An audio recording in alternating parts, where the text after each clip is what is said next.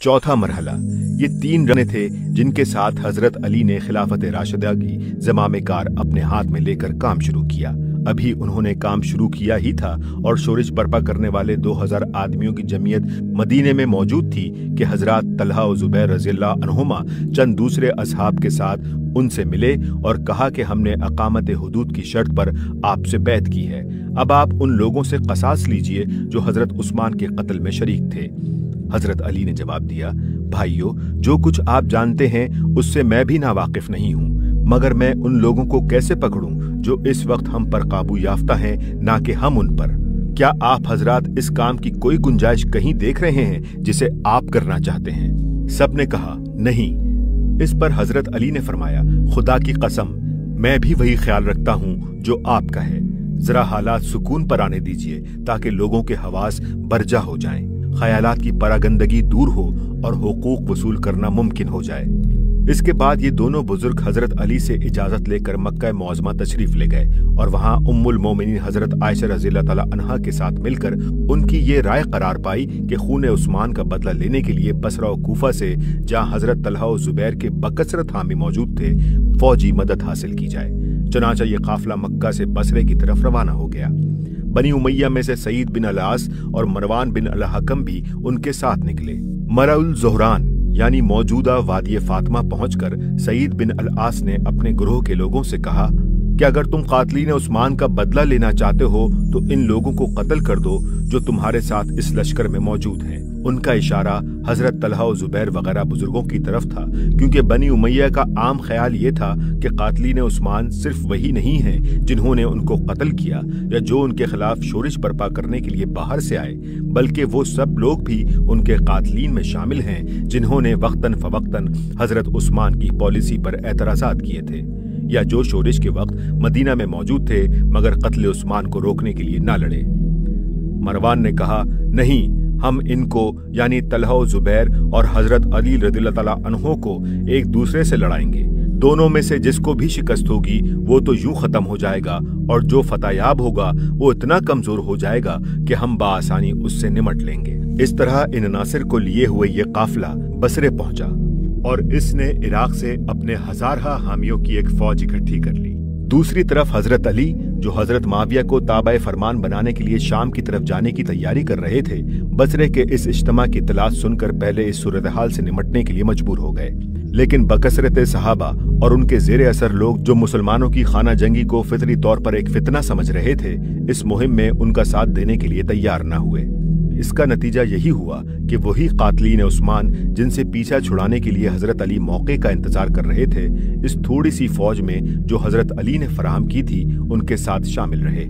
ये चीज उनके लिए बदनामी की मौजिब भी हुई और फितने की मौजिब भी। बसरे के बाहर जब उम्मुल मोमिनीन हजरत आयशा और अमीरुल मोमिनीन हजरत अली की फौजें एक दूसरे के सामने आईं, उस वक्त दर्दमंद लोगों की एक अच्छी खासी तादाद इस बात के लिए कोशा हुई कि अहले ईमान के इन दोनों ग्रोहों को मुतसादम ना होने दिया जाए। चनाचा उनके दरमियान मुसालहत की बातचीत करीब करीब तय हो चुकी थी, मगर एक तरफ हजरत अली की फौज में वो कातलीन उस्मान मौजूद थे जो ये समझते थे कि अगर उनके दरमियान मुसालहत हो गई तो फिर हमारी खैर नहीं, और दूसरी तरफ उम्मुल मोमिनीन की फौज में वो लोग मौजूद थे जो दोनों को लड़ाकर कमजोर कर देना चाहते थे। इसलिए उन्होंने बेकायदा तरीके से जंग बर्पा कर दी और वो जंगे जमल बर्पा होकर रही जिसे दोनों तरफ के अहले खैर रोकना चाहते थे। जंगे जमल के आगाज में हजरत अली ने हजरत तलहा और हजरत जुबैर को पैगाम भेजा कि मैं आप दोनों से बात करना चाहता हूँ। दोनों हजरात तशरीफ ले आए और हजरत अली ने उनको नबी सल्लल्लाहु अलैहि वसल्लम के इरशादात याद दिलाकर जंग से बाज रहने की तलकीन की। इसका असर ये हुआ कि हजरत जुबैर मैदान जंग से हटकर अलग चले गए और हजरत तलहा आगे की सफों से हटकर पीछे की सफों में जा खड़े हुए। लेकिन एक जालिम उमरो बिन जरमूज ने हजरत जुबैर को कत्ल कर दिया और मशहूर रिवायात के मुताबिक हजरत तलहा को मरवान बिन अल-हकम ने कत्ल कर दिया। हाशिया इब्नुल बर्क कहते हैं कि सकात में इस बात पर कोई इख्तिलाफ नहीं है कि हजरत कत्ल का कातिल मरवान ही है, हालांकि वो उनकी फौज में शामिल था। अल-बदाया में अल्लामा इब्ने कसीर ने भी मशहूर रिवायत इसी को माना है। बहरहाल ये जंग बर्पा होकर रही और इसमें दोनों तरफ के 10,000 आदमी शहीद हुए। ये तारीख इस्लाम की दूसरी अजीम तरीन बदकिस्मती है जो शहादत उस्मान के बाद रोनुमा हुई और उसने उम्मत को मलूकियत की तरफ एक कदम और धकेल दिया। हजरत अली के मुकाबले में जो फौज लड़ी थी वो ज्यादातर बसरा और कूफा ही से फराहम हुई थी। जब हजरत अली के हाथों उसके 5,000 आदमी शहीद और हजारों आदमी मजरूह हो गए तो ये उम्मीद कैसे की जा सकती थी कि अब इराक के लोग इस यकजहती के साथ उनकी हिमायत करेंगे जिस यकजहती के साथ शाम के लोग हजरत मुआविया की हिमायत कर रहे थे। जंग सफ़ैन और उसके बाद के मराहिल में हजरत मुआविया के कैंप का इत्तेहाद और हजरत अली के कैंप का तफर्रका बुनियादी तौर पर इसी जंग जमल का नतीजा था। हकीकत में हजरत अली और हजरत तलहा और जुबैर के तसादुम का यही नतीजा था जिसके रोनुमा होने की तवक्को मरवान बिन अल हकम रखता था। इसीलिए वो हजरत तलहा और जुबैर के साथ लगकर बसरे गया था और अफसोस कि उसकी ये तवक्को 100% पूरी हो गई। हजरत अली ने इस जंग के सिलसिले में जो तर्ज अमल इख्तियार किया वो एक खलीफा राशिद और एक बादशाह के फर्क को पूरी तरह नुमाया कर देता है। उन्होंने अपनी फौज में पहले ही ये ऐलान कर दिया कि किसी भागने वाले का पीछा न करना, किसी जख्मी पर हमला न करना और फतह याब होकर मुखालफिन के घरों में न घुसना। फतह के बाद उन्होंने दोनों तरफ के शोहदा की नमाज जनाजा पढ़ाई और उन्हें यकसा एहतराम के साथ दफन कराया। तमाम माल जो लश्कर मुखालिफ से मिला था उसे माले गनीमत करार देने से कतई इंकार कर दिया और बसरे की जामा मस्जिद में उसको जमा करके ऐलान फरमा दिया कि जो अपना माल पहचान ले वो ले जाए। लोगों ने खबर उड़ाई कि अली ये इरादा रखते हैं कि बसरे के मर्दों को कत्ल और औरतों को लौंडियां बना ले। हजरत अली ने फौरन इसकी तरदीद की और फरमाया, मुझ जैसे आदमी से यह अंदेशा ना होना चाहिए। ये सलूक तो काफिरों के साथ करने का है, मुसलमानों के साथ ये सलूक नहीं किया जा सकता। बसरे में दाखिल हुए तो हर घर से औरतों ने गालियों और कोसनों की बौछार कर दी। हजरत अली ने अपनी फौज में ऐलान किया कि खबरदार किसी की बेपर्दगी न करना, किसी घर में न घुसना, किसी औरत से तारुज न करना, ख्वाह वो तुम्हें और तुम्हारे उमरा और सुलहा को गालियां ही क्यों न दें। हमको तो उन पर दस्तराजी करने से उस वक्त भी रोका गया था जब ये मुशरिक थीं। अब हम उन पर हाथ कैसे डाल सकते हैं जबकि ये मुसलमान हैं। हजरत आयशा के साथ जो शिकस्त खोर्दा फरीक की असल कायद थीं, इंतहाई एहतराम का बर्ताव किया और पूरी हिफाजत के साथ उन्हें मदीने भेज दिया।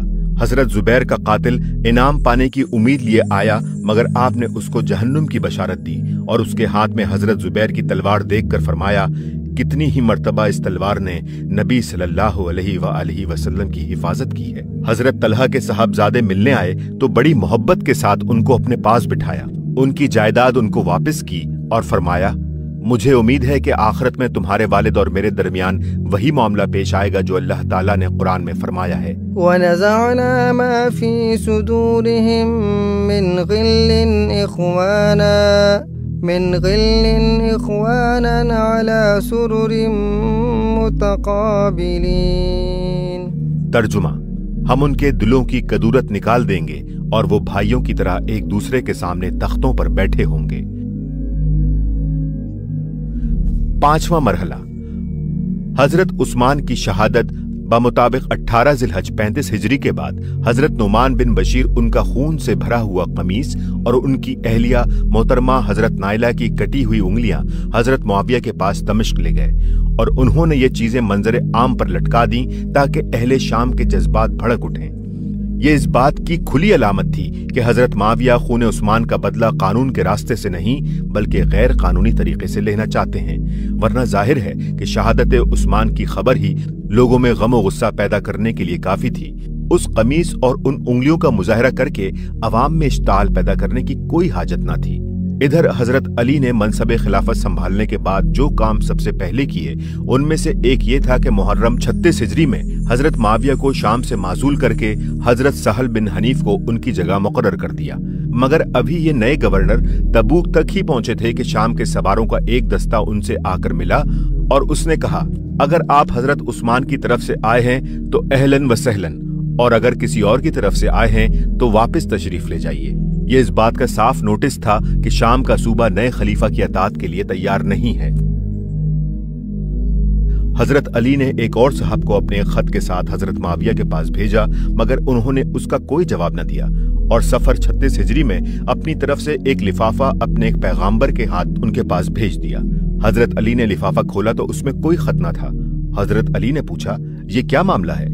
उसने कहा, मेरे पीछे दमिश्क में 60,000 आदमी खूने उस्मान का बदला लेने के लिए बेताब हैं।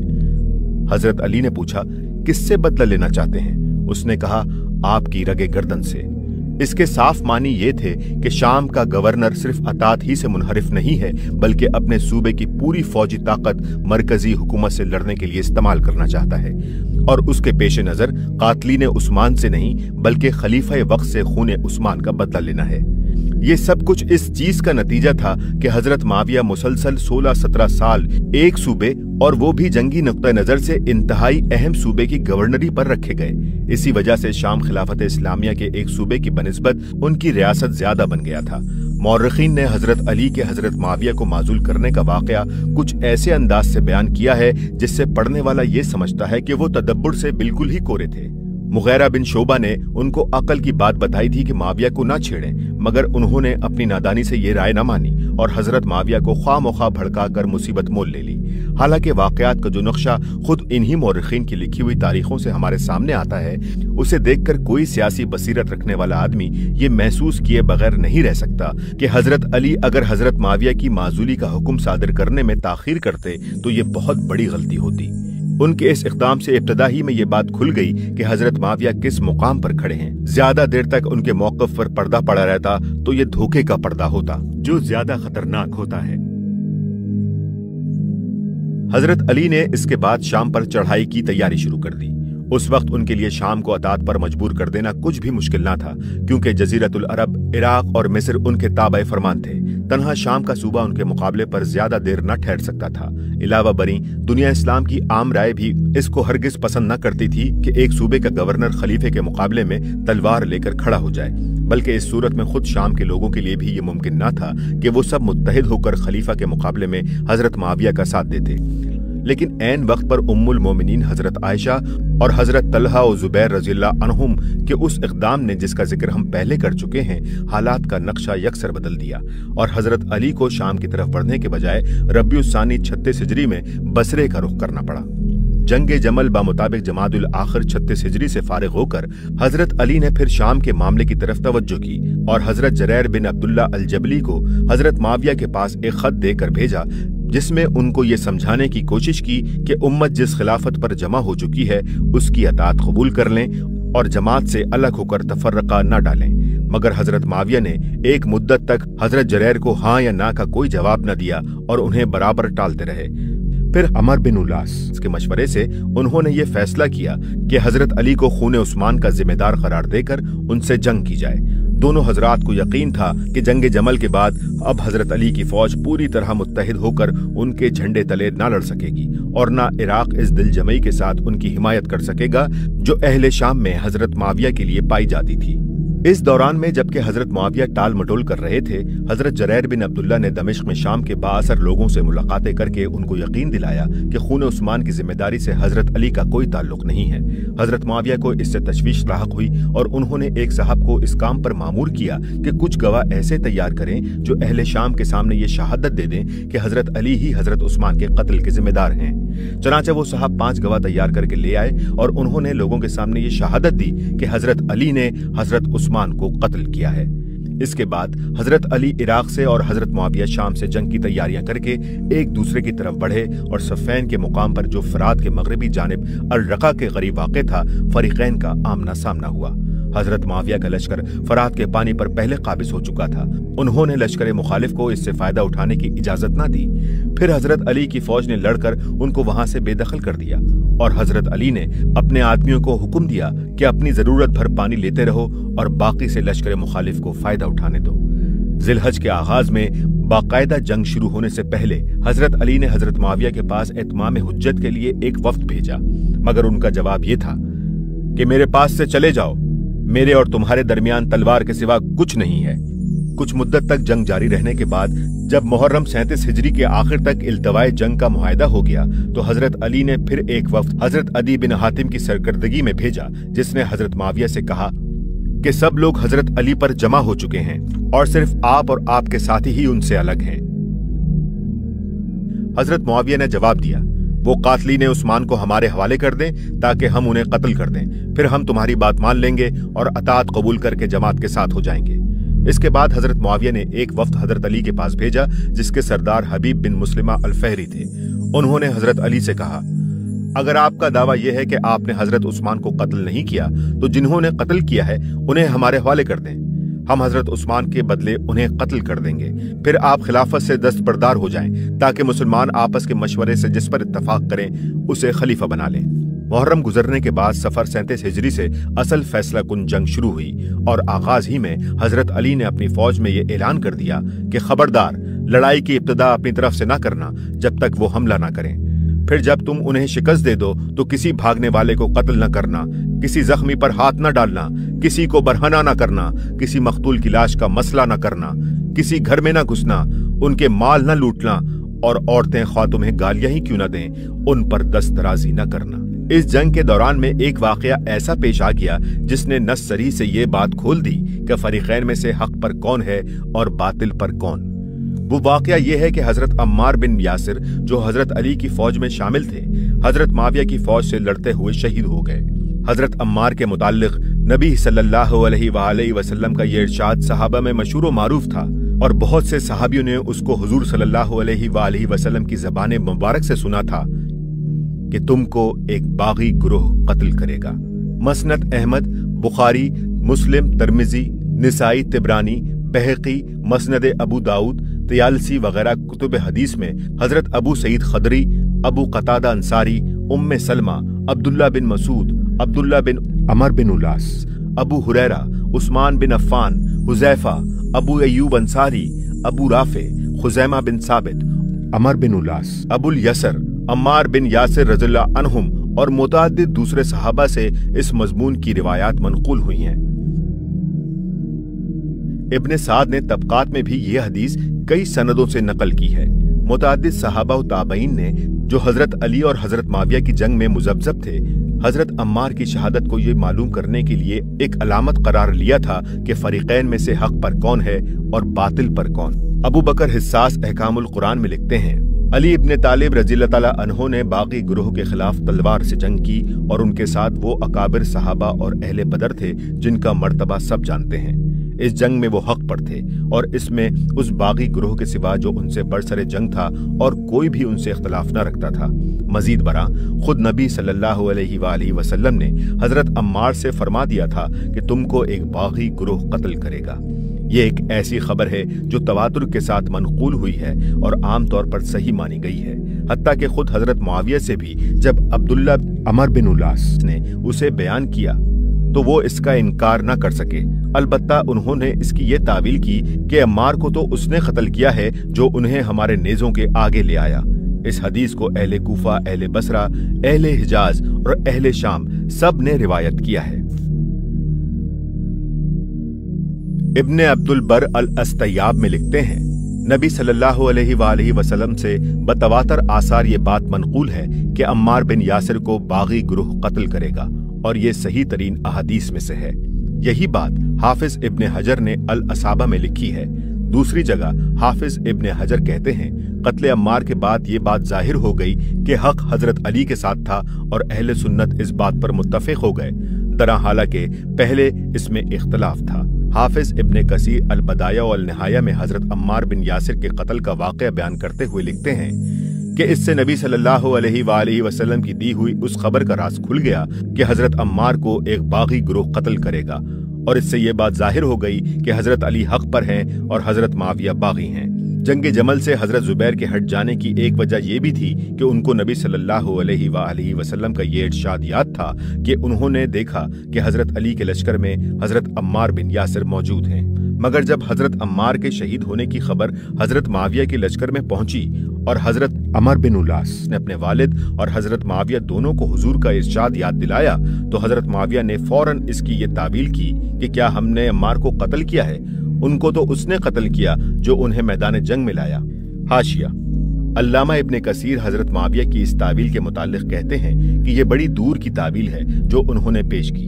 मुल्ला अली कारी शराय फ़िक़्ह अकबर में ये रिवायत नकल करते हैं कि हजरत अली को जब हजरत मुआविया की इस तावील की खबर पहुंची तो उन्होंने फरमाया, इस तरह की तावील से तो ये भी कहा जा सकता है कि हजरत हमजा के कातिल खुद नबी सल्लल्लाहु अलैहि वसल्लम थे। हालांकि नबी सल्लल्लाहु अलैहि वसल्लम ने ये नहीं फरमाया था कि हजरत अम्मार को बागी गिरोह मैदान जंग में लाएगा, बल्कि ये फरमाया था कि बागी गिरोह उनको कत्ल करेगा। और जाहिर है कि उनको कत्ल हजरत मुआविया के गिरोह ने किया था, ना कि हजरत अली के गिरोह ने। हजरत अम्मार की शहादत के दूसरे रोज 10 सफर को सख्त मार्का बरपा हुआ, जिसमें हजरत मुआविया की फौज शिकस्त के करीब पहुंच गई। उस वक्त अमर बिन उलास ने हजरत मुआविया को मशवरा दिया कि अब हमारी फौज नेज़ों पर कुरान उठा ले और कहे, ये हमारे और तुम्हारे दरमियान कम है। इसकी मसलियत अमर बिन उलास ने खुद ये बताई कि इससे अली के लश्कर में फूट पड़ जाएगी। कुछ कहेंगे कि ये बात मान ली जाए और कुछ कहेंगे कि ना मानी जाए। हम मुज्तमा रहेंगे और उनके यहाँ तफरका बर्पा हो जाएगा। अगर वो मान गए तो हमें मोहलत मिल जाएगी। इसके साफ मानी ये है कि ये महज एक जंगी चाल थी। कुरान को हकम बनाना सिरे से मकसूद ही ना था। इस मशवरे के बाद लश्कर मुआविया में कुरान नेज़ों पर उठाया गया और इसका नतीजा वही हुआ जिसकी अमर बिन उलास को उम्मीद थी। हजरत अली ने इराक के लोगों को लाख समझाया कि इस चाल में ना आओ और जंग को आखिरी फैसले तक पहुंच जाने दो, मगर उनमें फूट पड़कर रही और आखिरकार हजरत अली मजबूर हो गए कि जंग बंदी करके हजरत मुआविया से तहकीम का मुआहिदा कर लें। फिर यही फूट हकम मुकर्रर करने के मौके पर भी रंग लाई। हजरत मुआविया ने अपनी तरफ से हजरत उमर बिन अलास को हकम बनाया। हजरत अली चाहते थे कि अपनी तरफ से हजरत अब्दुल्ला बिन अब्बास को मुकर्रर करें, मगर इराक के लोगों ने कहा, वो तो आपके चचेदाद भाई हैं, हम गैर जानिबदार आदमी चाहते हैं। आखिर उनके इसरार पर हजरत अबू मूसा अशरी को हकम बनाना पड़ा, हालांकि हजरत अली उन पर मुतमईन न थे। छठा मरहला, अब खिलाफत को मलूकियत की तरफ जाने से बचाने का आखिरी मौका बाकी रह गया था, और वो ये था कि दोनों हकम ठीक ठीक उस माहिदे के मुताबिक अपना फैसला दें जिसकी रूह से उनको फैसले का इख्तियार सौंपा गया था। मुआहिदे की जो इबारत मौरखीन ने नकल की है उसमें तहकीम की बुनियाद ये थी, दोनों हकम जो कुछ किताब अल्लाह में पाएं उस पर अमल करें और कुछ किताब अल्लाह में ना पाएं उसके बारे में सुन्नत आदला जामिया गैर मुफर्रका पर अमल करें। लेकिन दो मतल जंदल में जब दोनों हकम मिलकर बैठे तो सिरे से ये अमर जेरे बहस ही ना आया कि कुरान और सुन्नत की रोह से इस कज़िये का फैसला क्या हो सकता है। कुरान में साफ हुक्म मौजूद था कि मुसलमानों के दो ग्रोह आपस में लड़ पड़े तो उनके दरमियान इस्लाह की सही सूरत ताइफा बागिया को राह रास्त पर आने के लिए मजबूर करना है। सूरह हुजरात आयत नंबर 9 आयत के अल्फाज ये हैं, फिर अगर उनमें से एक ने दूसरे पर ज्यादती की हो तो ज्यादती करने वाली जमात से लड़ो, यहां तक कि वो अल्लाह के हुक्म की तरफ पलट आए। हजरत अम्मार की शहादत के बाद नबी सल्लल्लाहु अलैहि वसल्लम की नसे सरी ने मुतय्यन कर दिया था कि इस कज़िया में ताइफा बागिया कौन सा है। एक अमीर की इमारत कायम हो जाने के बाद उसकी अताअत न करने वाले के बारे में भी वाज़े अहादीस मौजूद थी। खून के दावे का भी शरीयत में साफ ज़ाब्ता मौजूद था, जिनकी रूह से देखा जा सकता था कि हजरत मुआविया ने खून उस्मान के मुताल्लिक अपना दावा ठीक तरीके से उठाया है या गलत तरीके से, और मुआहिदा तहकीम की रूह से दोनों साहिबों के सुपुर्द ये काम सिरे से किया ही नहीं गया था कि वो खिलाफत के मसले का जो फैसला बतौर खुद मुनासिब समझें कर दें, बल्कि उनके हवाले फरीकैन का पूरा झगड़ा इस सराहत के साथ किया गया था कि उनके दरमियान अव्वलन किताब अल्लाह और फिर सुन्नत आदला के मुताबिक तस्फिया करें। मगर जब दोनों बुजुर्गों ने बातचीत शुरू की तो इन सारे पहलुओं को नजरअंदाज करके ये बहस शुरू कर दी कि खिलाफत का मसला अब कैसे तय किया जाए। अमर बिन उलास ने हजरत अबू मूसा अशरी से पूछा, आपके नजदीक इस मामले में क्या सूरत मुनासिब होगी? उन्होंने कहा, मेरी राय यह है कि हम इन दोनों हजरात यानी अली और मुआविया को अलग करके खिलाफत के मसले को मुसलमानों के बाहमी मशवरे पर छोड़ दें ताकि वो जिसे चाहे मुंतखब कर लें। हजरत अमर ने कहा, ठीक बात यही है जो आपने सोची है। इसके बाद दोनों साहब मजमा आम में आए जहां दोनों तरफ के 400 असहाब और कुछ गैर जानिबदार बुजुर्ग मौजूद थे। हजरत अमर ने हजरत अबू मूसा से कहा, आप इन लोगों को बता दीजिए कि हम एक राय पर मुत्तफिक हो गए हैं। हजरत अब्दुल्ला बिन अब्बास ने हजरत अबू मूसा से कहा, अगर आप दोनों एक राय पर मुत्तफिक हो गए हैं तो इस मुतफक्का फैसले का ऐलान अमर बिन उलास को करने दीजिए। मुझे अंदेशा है कि आप धोखा खा गए हैं। हजरत अबू मूसा ने कहा, मुझे इसका कोई खतरा नहीं है, हमने बिल इत्तफाक एक फैसला किया है। फिर वो तकरीर के लिए उठे और इसमें ऐलान किया कि मैं और मेरे ये दोस्त यानी अमर बिन उलास एक बात पर मुत्तफिक हो गए हैं, और वो ये है कि हम अली और मुआविया को अलग कर दें और लोग बाहमी मशवरे से जिसको पसंद करें अपना अमीर बना लें। लिहाजा मैं अली और मुआविया को माजूल करता हूं। अब आप लोग अपना मामला खुद अपने हाथ में लें और जिसे अहल समझें अपना अमीर बना लें। इसके बाद अमर बिन उलास खड़े हुए और उन्होंने कहा, इन साहब ने जो कुछ कहा वो आप लोगों ने सुन लिया। इन्होंने अपने आदमी यानी हजरत अली को माजूल कर दिया है। मैं भी इनकी तरह उन्हें माजूल करता हूँ और अपने आदमी यानी हजरत माविया को कायम रखता हूँ, क्योंकि वो उस्मान बिन अफ़्फ़ान के वली और उनके खून के दावेदार और उनकी जानशिनी के सबसे ज्यादा मुस्तहिक हैं। हजरत अबू मूसा ने ये बात सुनते ही कहा, ये तुमने क्या किया? खुदा तुम्हें तौफीक ना दे, तुमने धोखा दिया और अहद की खिलाफ वर्जी की। हजरत साद बिन अबी वक्कास बोले, अफसोस तुम्हारे हाल पर है अबू मूसा, तुम अमर की चालों के मुकाबले में बड़े कमजोर निकले। हजरत अबू मूसा ने जवाब दिया, अब मैं क्या करूं? इस शख्स ने मुझसे एक बात पर इत्तफाक किया और फिर इससे दामन छुड़ा लिया। हजरत अब्दुर्रहमान बिन अबी बकर ने कहा, अबू मूसा इससे पहले मर गए होते तो इनके हक में ज्यादा अच्छा था। हजरत अब्दुल्ला बिन उमर ने कहा, देखो इस उम्मत का हाल कहाँ जा पहुंचा है। इसका मुस्तकबिल दो ऐसे आदमियों के हवाले कर दिया गया जिनमें से एक को इसकी कुछ परवाह नहीं कि वो क्या कर रहा है और दूसरा ज़ईफ है। दर हकीकत किसी शख्स को भी वहां इस अमर में शक न था कि दोनों के दरमियान उसी बात पर इत्तफाक हुआ था जो हजरत अबू मूसा अशरी ने अपनी तकरीर में कही थी, और अमर बिन उलास ने जो कुछ किया वो तयशुदा बात के बिल्कुल खिलाफ था। इसके बाद अमर बिन उलास ने जाकर हजरत माविया को खिलाफत की बशारत दी और हजरत अबू मूसा शर्म के मारे हजरत अली को मुंह न दिखा सके और सीधे मक्के चले गए। हाफिज इब्ने कसीर अमर बिन उलास के इस फेल की ये तौजी करते हैं कि उन्होंने इस हालत में लोगों को बिला इमाम छोड़ना मुनासिब न समझा, क्योंकि उस वक्त लोगों में जो इख्तिलाफ बरपा था उसको देखते हुए उन्हें खतरा था कि ऐसा करना एक तवील व अरीज फसाद का मौजिब होगा। इसलिए उन्होंने मसलहत की बिना पर हजरत मुआविया को बरकरार रखा, और इज्तिहाद सही भी होता है और गलत भी। लेकिन जो इंसाफ पसंद आदमी भी नेज़ों पर कुरान उठाने की तजवीज से लेकर इस वक्त तक की रुदात पढ़ेगा, वो मुश्किल ही से ये मान सकता है कि ये सब कुछ इज्तिहाद था। बिलाशुबा हमारे लिए रसूलुल्लाह सल्लल्लाहु अलैहि वसल्लम के तमाम सहाबा वाजिबुल एहतराम हैं, और बड़ा जुल्म करता है वो शख्स जो उनकी किसी गलती की वजह से उनकी सारी खिदमात पर पानी फेर देता है और उनके मर्तबे को भूलकर गालियां देने पर उतर आता है। मगर ये भी कुछ कम ज्यादती नहीं है कि अगर उनमें से किसी ने कोई गलत काम किया हो तो हम महज सहाबियत की रियायत से उसको इज्तिहाद करार देने की कोशिश करें। बड़े लोगों के गलत काम अगर उनकी बड़ाई के सबब से इज्तिहाद बन जाएं, तो बाद के लोगों को हम क्या कहकर ऐसे इज्तिहादात से रोक सकते हैं? इज्तिहाद के तो मानी ही ये हैं कि अम्र हक मालूम करने के लिए आदमी अपनी इंतहाई हद वसा तक कोशिश करे। इस कोशिश में नादानिस्ता गलती भी हो जाए तो हक मालूम करने की कोशिश बजाय खुद अजर की मुस्तहिक है, लेकिन जानबूझकर एक सोचे समझे मंसूबे के मुताबिक काम करने का नाम इज्तिहाद हरगिज नहीं हो सकता। दर हकीकत इस तरह के मामलात में अफरात व तफरीद दोनों ही यकसा एतराज के लायक हैं। कोई गलत काम महज शर्फ सहाबियत की वजह से मुशर्रफ नहीं हो जाता, बल्कि सहाबी के मर्तबा बुलंद की वजह से वो गलती और ज्यादा नुमायां हो जाती है। लेकिन इस पर राय जनी करने वाले को लाजमन ये एहतियात मलहूज रखनी चाहिए कि गलत को सिर्फ गलत समझने और कहने पर इक्तफा करे।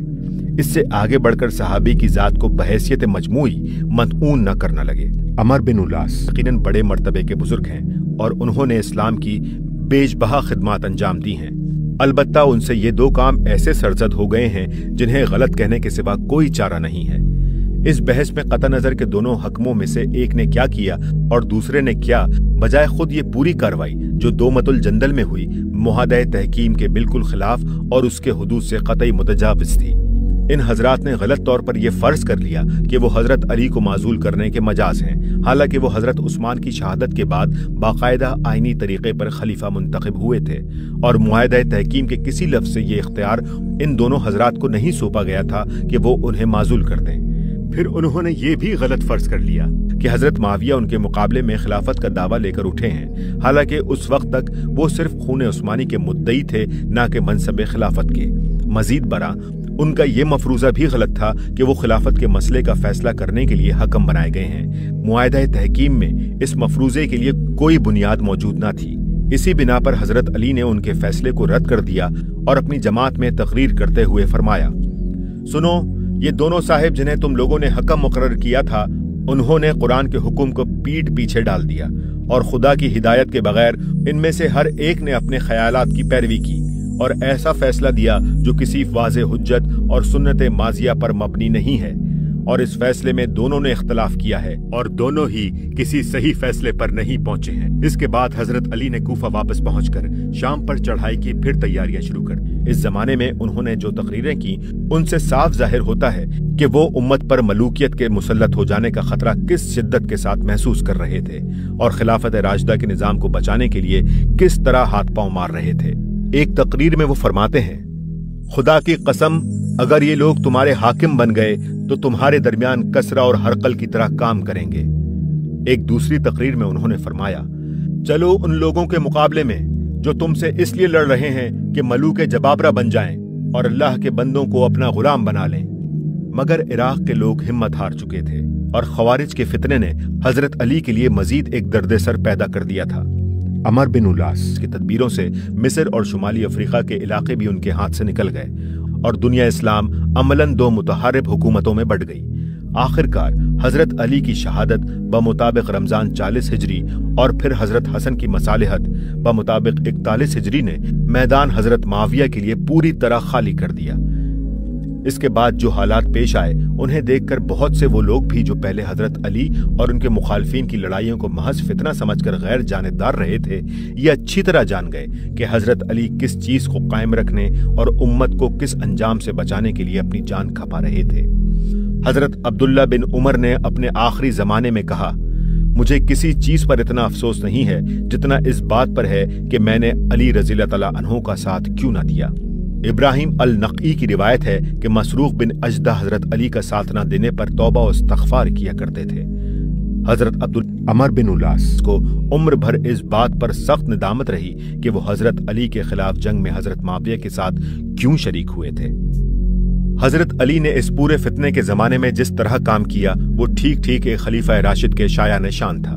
البتہ صرف ایک چیز ایسی ہے جس کی مدافعت میں مشکل ہی سے کوئی بات کہی جا سکتی ہے، وہ یہ کہ جنگ جمل کے بعد انہوں نے قاتلین عثمان کے بارے میں اپنا رویہ بدل دیا۔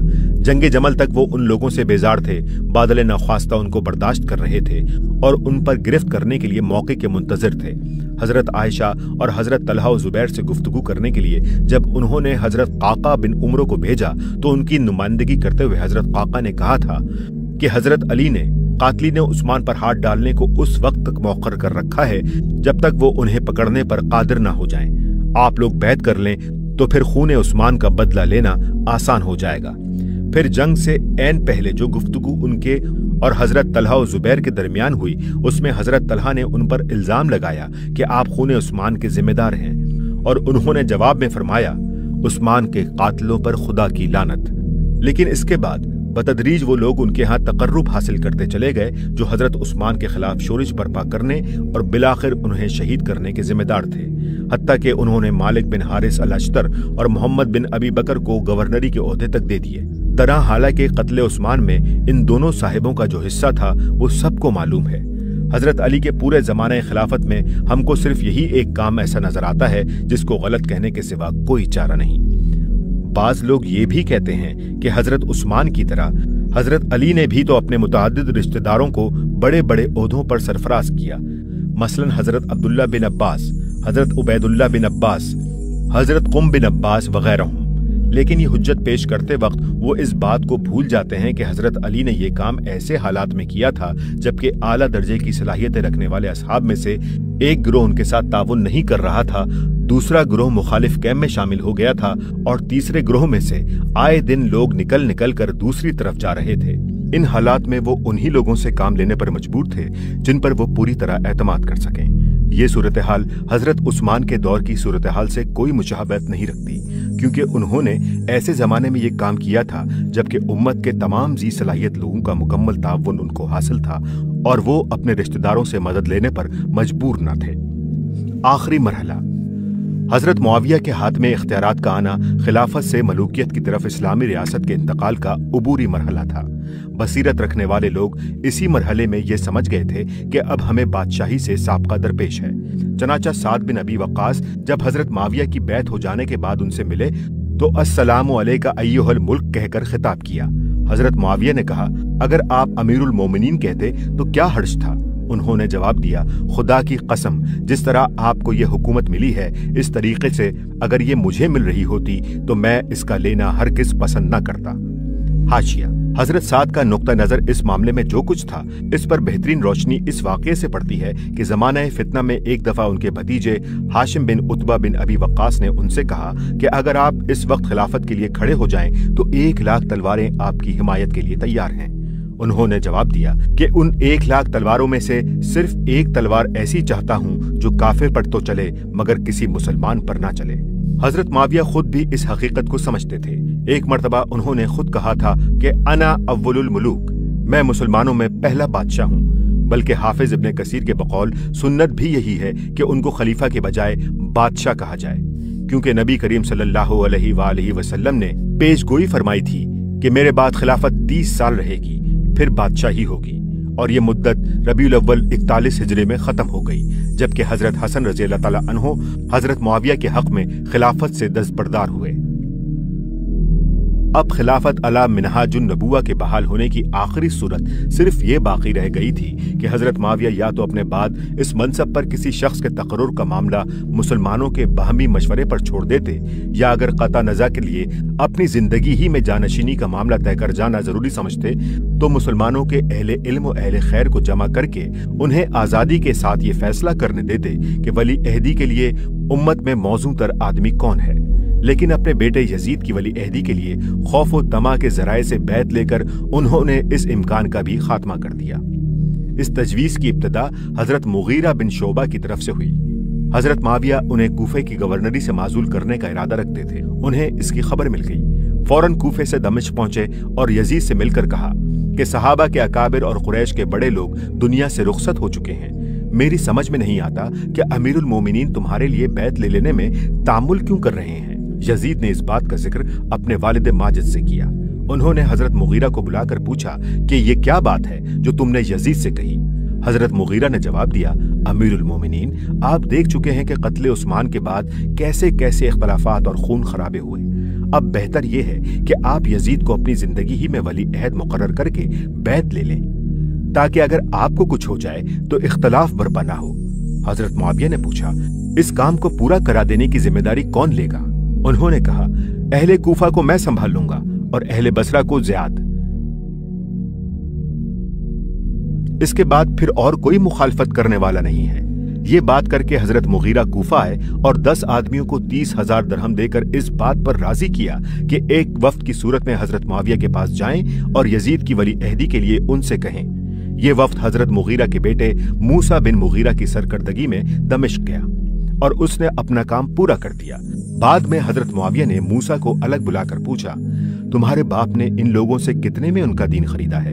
उन्होंने कहा, 30,000 दरहम में। हजरत मुआविया ने कहा, तब तो उनका दीन उनकी निगाह में बहुत हल्का है।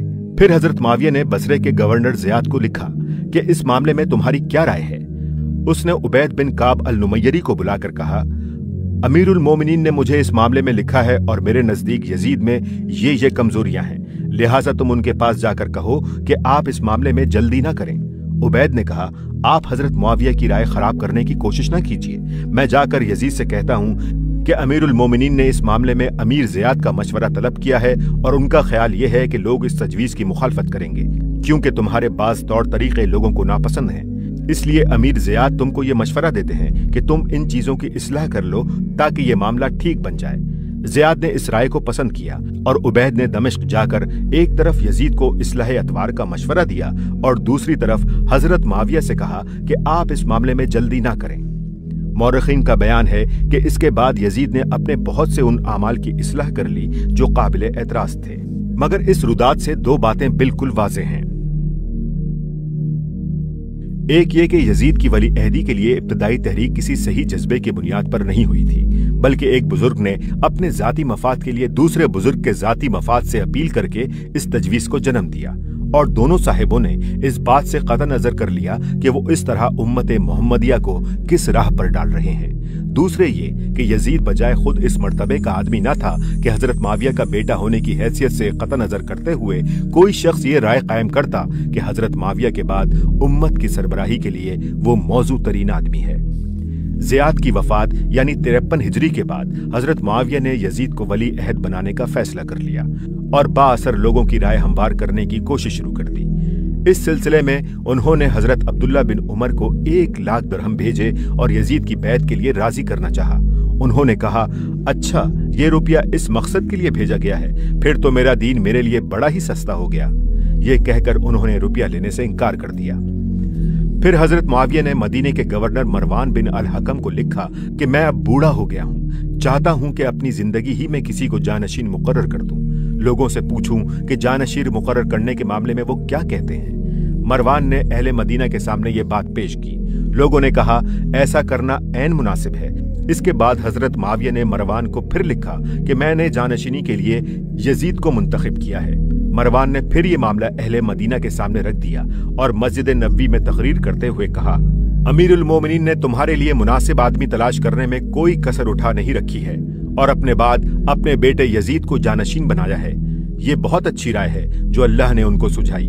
अगर वो उसको जानशीन मुकर्रर कर रहे हैं तो ये कोई नई बात नहीं। अबू बकर और उमर ने भी जानशीन मुकर्रर किए थे। इस पर हजरत अब्दुर्रहमान बिन अबी बकर उठे और उन्होंने कहा, झूठ बोलते हो तुम ए मरवान, और झूठ कहा मुआविया ने। तुमने हरगिज उम्मत मोहम्मदिया की भलाई नहीं सोची है। तुम इसे कैसरियत बनाना चाहते हो कि जब एक कैसर मरा तो उसकी जगह उसका बेटा आ गया। ये सुन्नत अबू बकर और उमर नहीं है। उन्होंने अपनी औलाद में से किसी को जानशीन नहीं बनाया था। मरवान ने कहा, पकड़ो इस शख्स को, यही है वो जिसके मुताल्लिक कुरान में अल्लाह ताला ने फरमाया है, वल्लज़ी क़ाल लिवालिदैहि उफ़्फ़िल लकुमा। सूरह आकाफ आयत नंबर 17। हजरत अब्दुर्रहमान ने भागकर हजरत आयशा के हुजरे में पनाह ली। हजरत आयशा चीख उठी कि झूठ कहा मरवान ने। हमारे खानदान के किसी फर्द के मामले में यह आयत नहीं आई है, बल्कि एक और शख्स के मामले में आई है जिसका नाम मैं चाहूं तो बता सकती हूँ। अलबत्ता मरवान के बाप पर रसूलुल्लाह सल्लल्लाहु अलैहि वसल्लम ने लानत की थी, जबकि मरवान अभी उसकी सलब में था। इस मजलिस में हजरत अब्दुर्रहमान की तरह हजरत हुसैन बिन अली, हजरत अब्दुल्ला बिन उमर और हजरत अब्दुल्ला बिन जुबैर ने भी यजीद की वली अहदी मानने से इनकार कर दिया। हाशिया, इस वाक़े का मुख्तसर जिक्र बुखारी तफसीर सूरह अहकाफ में है। हाफिज इब्ने हजर ने फतह अल बारी में इसकी तफसीलात नसाई, इस्माइली, इब्नुल मंजर, अबू याली और इब्ने अबी हातिम से नकल की हैं, और हाफिज इब्ने कसीर ने भी अपनी तफसीर में इब्ने अबी हातिम और नसाई के हवाले से इसकी बाज़ तफसीलात को नकल किया है।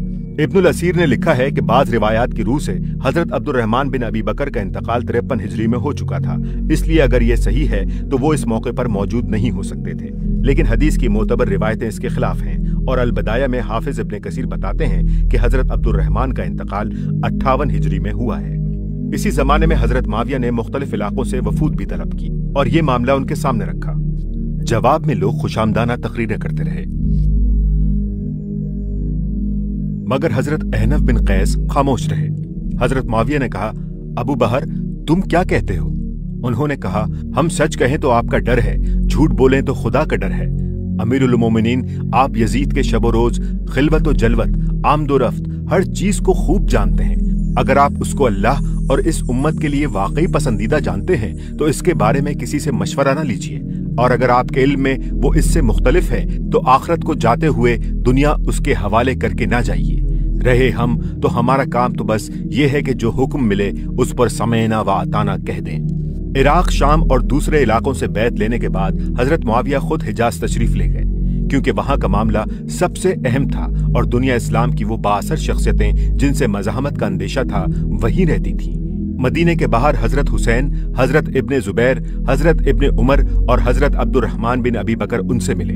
हजरत मुआविया ने उनसे ऐसा दरश्त बर्ताव किया कि वो शहर छोड़कर मक्के चले गए। इस तरह मदीने का मामला आसान हो गया। फिर उन्होंने मक्के का रुख किया और उन चारों असहाब को खुद शहर के बाहर बुलाकर उनसे मिले। इस मर्तबा उनका बर्ताव उसके बरक्स था जो मदीने के बाहर उनसे किया था। उन पर बड़ी मेहरबानियां की, उन्हें अपने साथ लिए हुए शहर में दाखिल हुए। फिर तखलिये में बुलाकर उन्हें यजीद की बैत पर राजी करने की कोशिश की। हजरत अब्दुल्ला बिन जुबैर ने जवाब में कहा, आप 3 कामों में से एक काम कीजिए, या तो नबी सल्लल्लाहु अलैहि वसल्लम की तरह किसी को जानशीन ना बनाइए, लोग खुद इस तरह किसी को अपना खलीफा बना लेंगे जिस तरह उन्होंने हजरत अबू बकर को बनाया था, या फिर वो तरीका इख्तियार कीजिए जो हजरत अबू बकर ने किया कि अपनी जानशीनी के लिए हजरत उमर जैसे शख्स को मुकर्रर किया जिनसे उनका कोई दूर परे का रिश्ता भी न था, या फिर वो तरीका इख्तियार कीजिए जो हजरत उमर ने किया कि 6 आदमियों की शूरा तजवीज की और उसमें उनकी औलाद में से कोई शामिल न था। हजरत मुआविया ने बाकी हजरात से पूछा, आप लोग क्या कहते हैं? उन्होंने कहा, हम भी वही कहते हैं जो इब्ने जुबैर ने कहा है। इस पर हजरत मुआविया ने कहा, अब तक मैं तुम लोगों से दरगुजर करता रहा हूं, अब मैं खुदा की कसम खाकर कहता हूं कि अगर तुम में से किसी ने मेरी बात के जवाब में एक लफ्ज भी कहा तो दूसरी बात उसकी जबान से निकलने की नौबत न आएगी, तलवार उसके सर पर पहले पड़ चुकी होगी। फिर अपने बॉडीगार्ड के अफसर को बुलाकर हुक्म दिया कि इनमें से हर एक पर एक एक आदमी मुकर्रर कर दो और उसे ताकीद कर दो कि इनमें से जो भी मेरी बात की तरदीद या तायीद में जबान खोले उसका सर कलम कर दे। इसके बाद वो उन्हें लिए हुए मस्जिद में आए और ऐलान किया कि ये मुसलमानों के सरदार और बेहतरीन लोग जिनके मशवरे के बगैर कोई काम नहीं किया जाता यजीद की वली अहदी पर राजी हैं और उन्होंने बैत कर ली है, लिहाजा तुम लोग भी बैत कर लो। अब लोगों की तरफ से इनकार का कोई सवाल ही बाकी न था, अहले मक्का ने भी बैत कर ली। इस तरह खिलाफत राशिदा के निजाम का आखिरी और कतई तौर पर खात्मा हो गया। खिलाफत की जगह शाही खानवादों यानी डायनेसिटीज ने ले ली और मुसलमानों को उसके बाद से आज तक फिर अपनी मर्जी की खिलाफत नसीब न हो सकी। हजरत मुआविया के मुहामिदो मनाकिब अपनी जगह पर हैं, उनका शर्फ सहाबियत भी वाजिबुल एहतराम है। उनकी ये खिदमत भी नाकाबिल इंकार है कि उन्होंने फिर से दुनिया इस्लाम को एक झंडे तले जमा किया और दुनिया में इस्लाम के गलबे का दायरा पहले से ज्यादा वसी कर दिया। उन पर जो शख्स लान तान करता है वो बिलाशुबा ज्यादती करता है, लेकिन उनके गलत काम को तो गलत कहना ही होगा। उसे सही कहने के मानी ये होंगे कि हम अपने सही और गलत के मेयार को खतरे में डाल रहे हैं।